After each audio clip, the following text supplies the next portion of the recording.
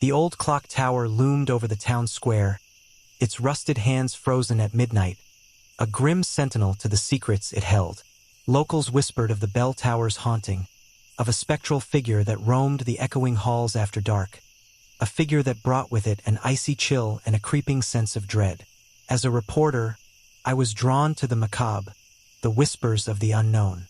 So, despite the warnings and the uneasy feeling that gnawed at my gut, I climbed the tower's creaking stairs, the cold air growing colder with each step. The bell tower was a cavern of darkness, the silence broken only by the rasping of my own breath and the distant echoes of the town's night sounds. The moon, hidden behind a veil of clouds, cast long, eerie shadows that danced across the cracked stone floor. I felt a prickling sensation on the back of my neck, a cold awareness of unseen eyes upon me. My flashlight beam cut through the darkness, revealing an intricate network of dusty cobwebs and forgotten tools, a testament to the tower's long history. But it was the bell itself that drew my attention. Its surface, tarnished with age, seemed to pulse with a faint, unnatural light. I reached out, hesitant, my fingertips brushing against its cool metal. A sudden gust of wind swept through the tower, extinguishing my light, plunging me into absolute blackness. The bell began to toll, its deep, mournful sound echoing through the tower, shaking the very stones beneath my feet. Panic rising in my chest, I fumbled for my flashlight, my heart hammering against my ribs. I found it, but the beam revealed a sight that chilled me to the bone.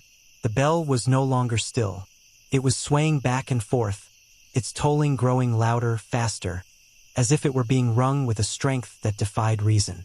And then I saw her, a figure pale and translucent, emerged from the shadows. Her long, black hair flowed like a waterfall. Her eyes glowed with an ethereal light, her face a mask of eternal sorrow. She seemed to be reaching out, her touch as cold as the grave. Terror seized me. I turned to flee, but the stairs were gone. The tower walls were closing in, the air thickening, suffocating me. I was trapped, alone with the spectral figure and the echoing toll of the bell. The air grew colder, the tolling grew louder, and the figure drew closer. Her mournful eyes met mine, and I knew, with a chilling certainty, that the bell wasn't tolling for the dead. It was tolling for me. The spectral figure, her sorrow palpable in the icy air, extended a skeletal hand towards me. I stumbled back, my fear turning to primal instinct.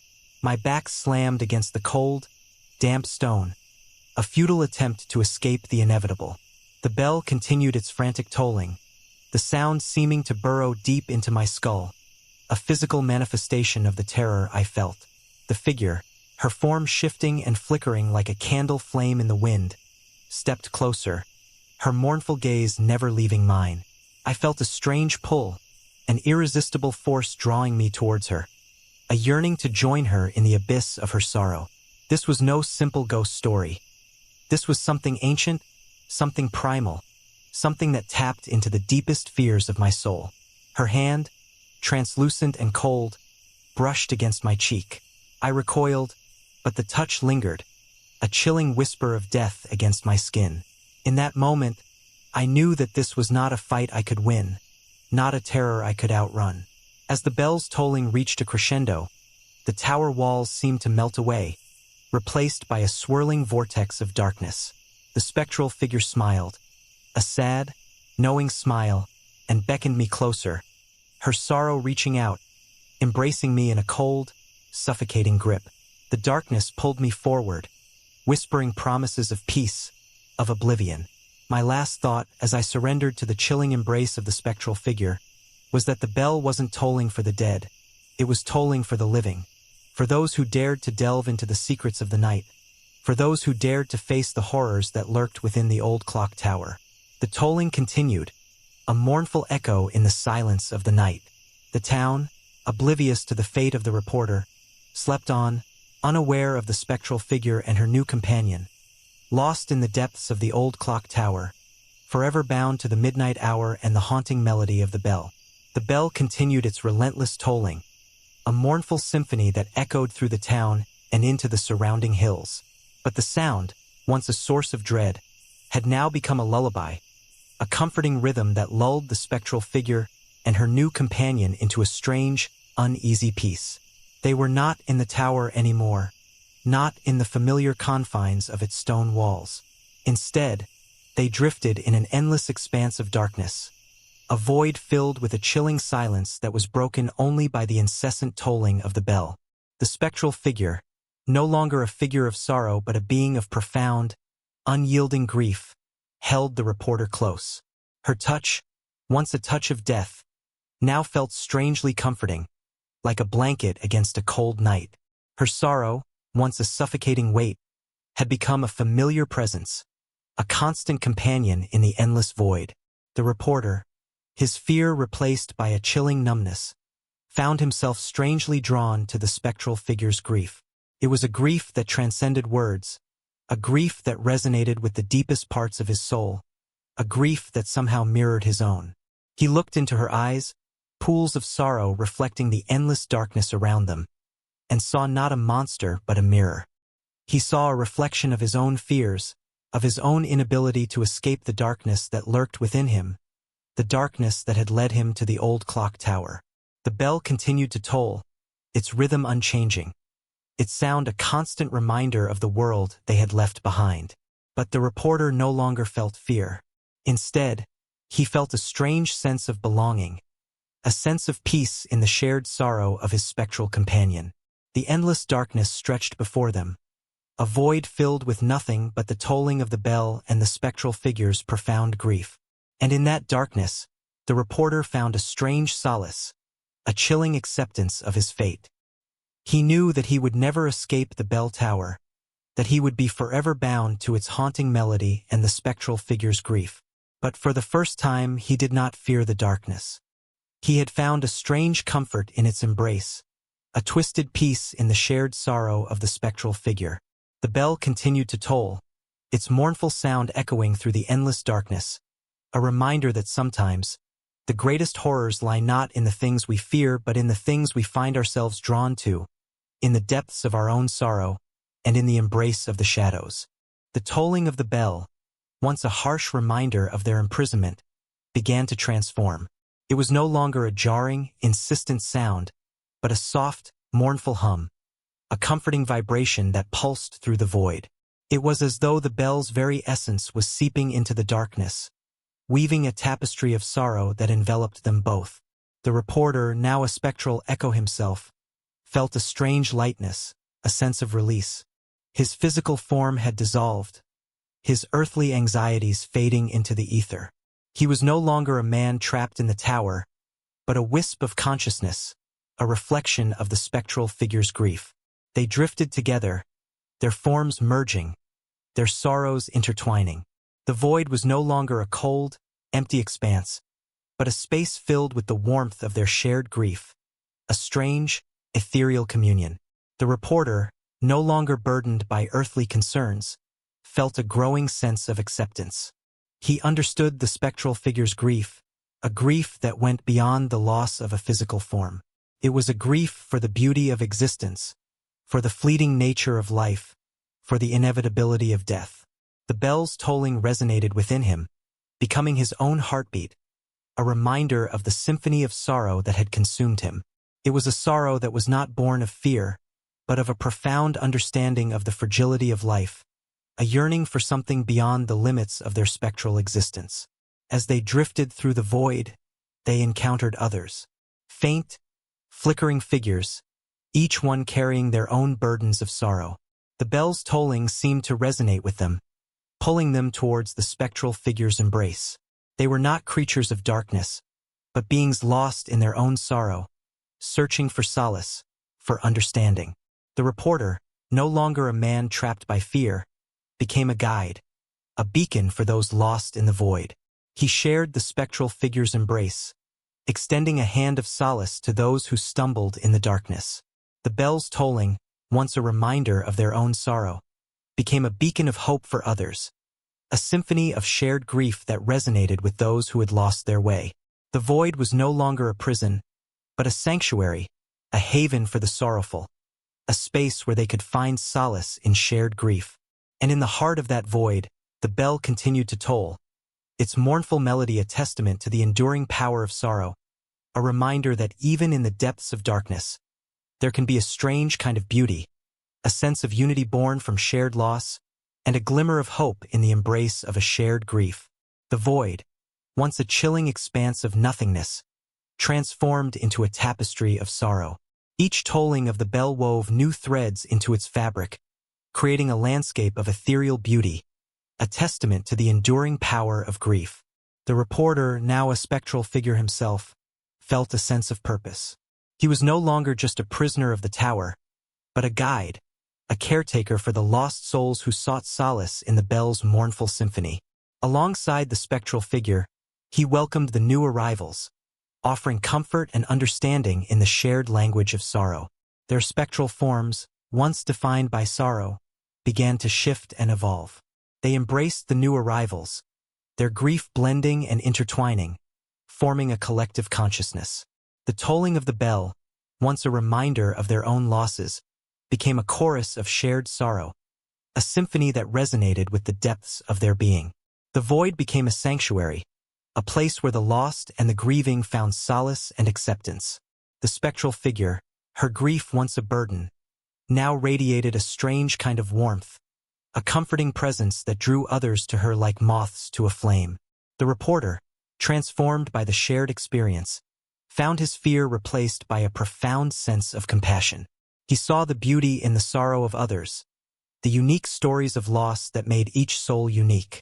He saw the strength in their vulnerability, the resilience in their grief. The void was no longer a place of eternal darkness, but a realm of ethereal light. The bells tolling, a mournful rhythm, resonated with each heart, a testament to the shared experience of grief, a symphony that transcended the boundaries of life and death. The spectral figure, her form now luminous and ethereal, guided the reporter through this new landscape of shared sorrow. They saw glimpses of the world they had left behind, the echoes of loved ones lost, the faint memories of moments cherished.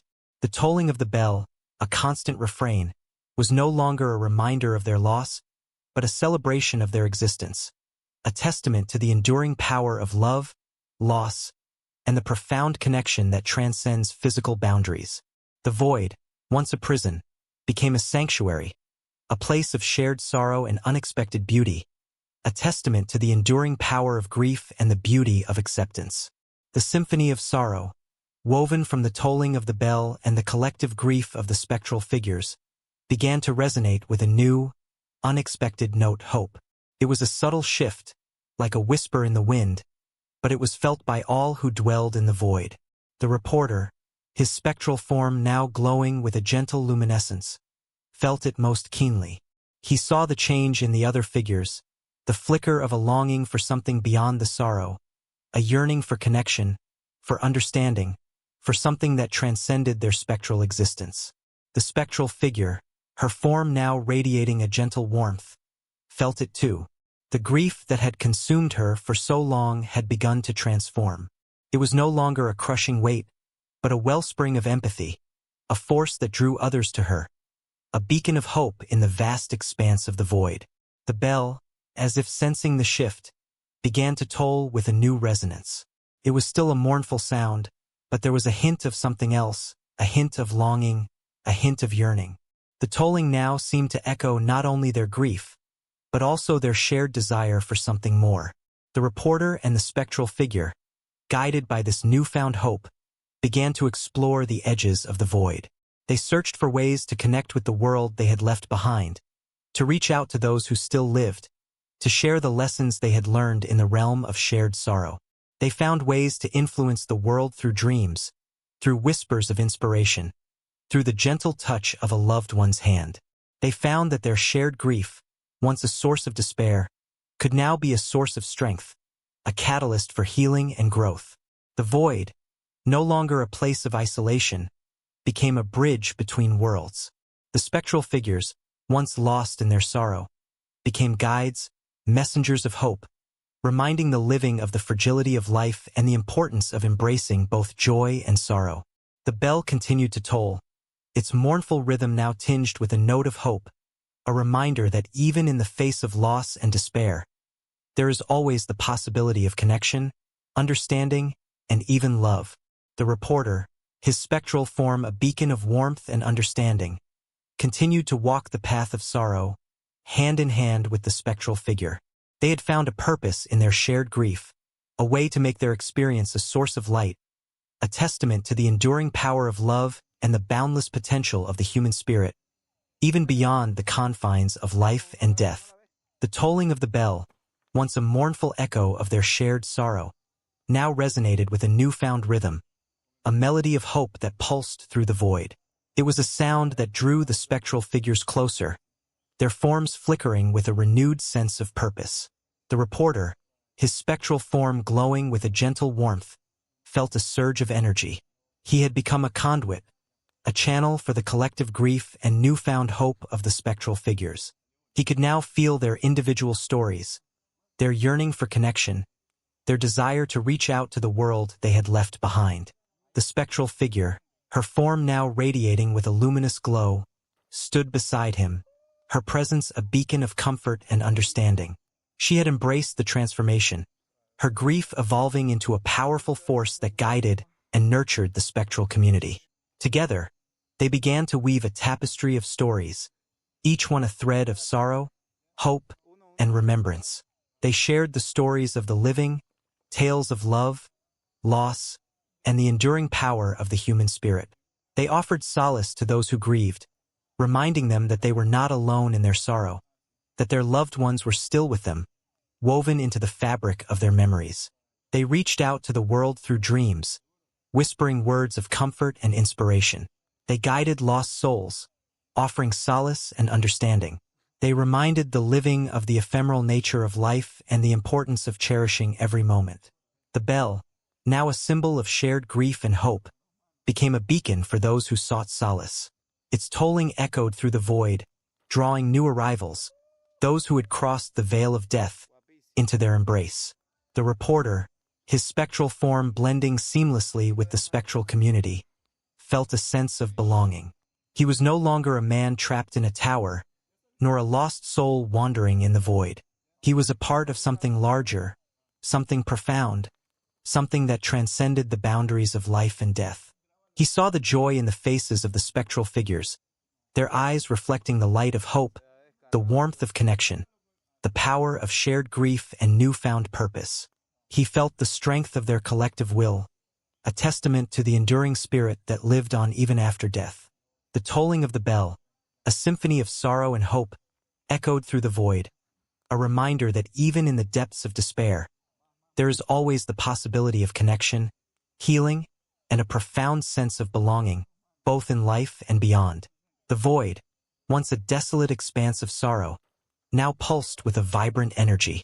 It was no longer just a place of shared grief, but a bustling hub of activity, a vibrant tapestry of memories, emotions, and stories.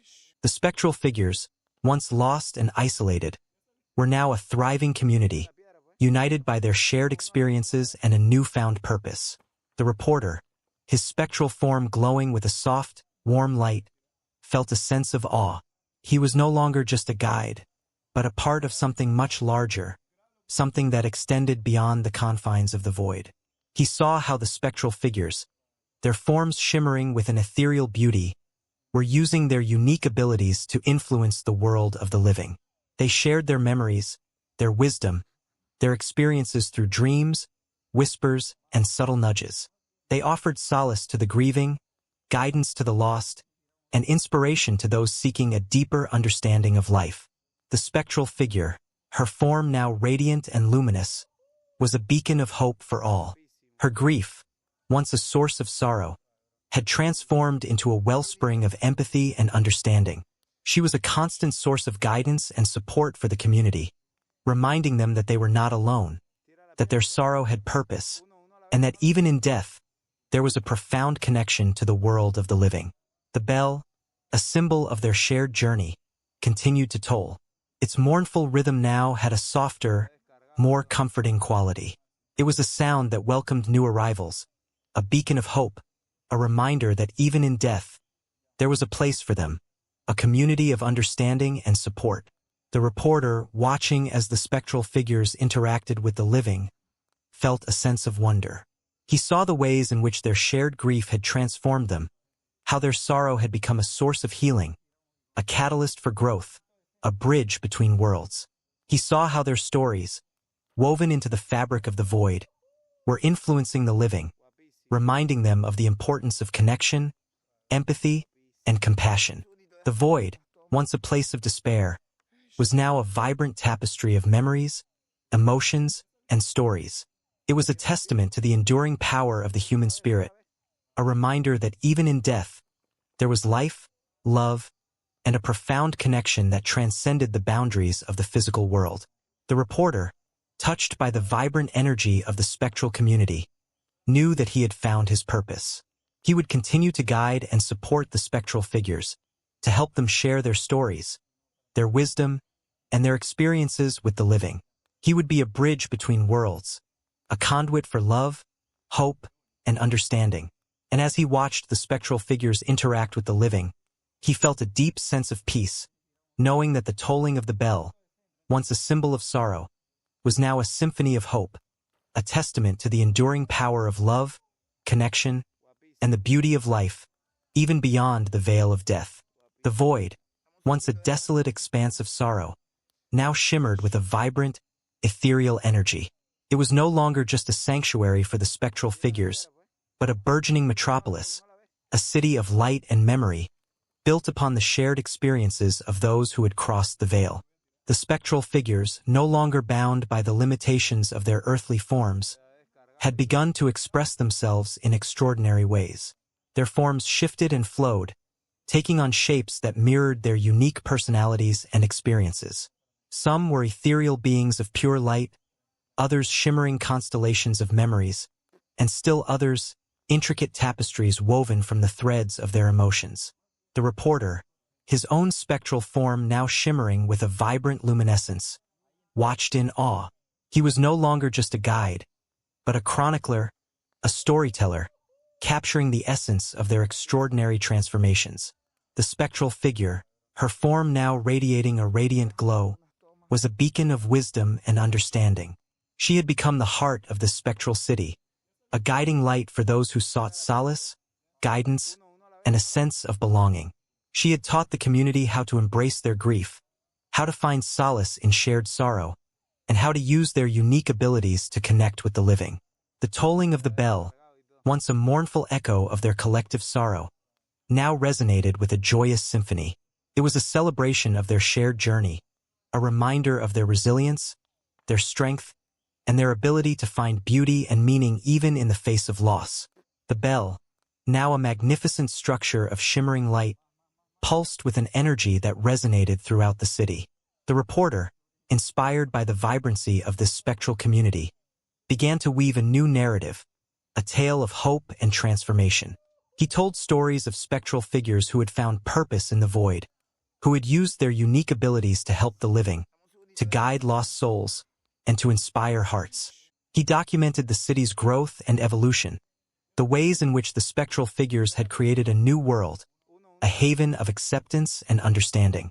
He saw how they had learned to harness their grief, to transform their sorrow into a force for good. He saw how their memories, once a source of pain, had become a tapestry of beauty, a testament to the enduring power of love and connection. The city, a testament to the resilience of the human spirit, was a beacon of hope for those who had crossed the veil. It was a reminder that even in death, there was life, love, and a profound sense of belonging. And as the reporter watched the city flourish, he knew that his own story, the story of the old clock tower, the spectral figure, and the tolling of the bell, was just one small part of a larger, more profound narrative, a narrative of hope, transformation, and the enduring power of the human spirit.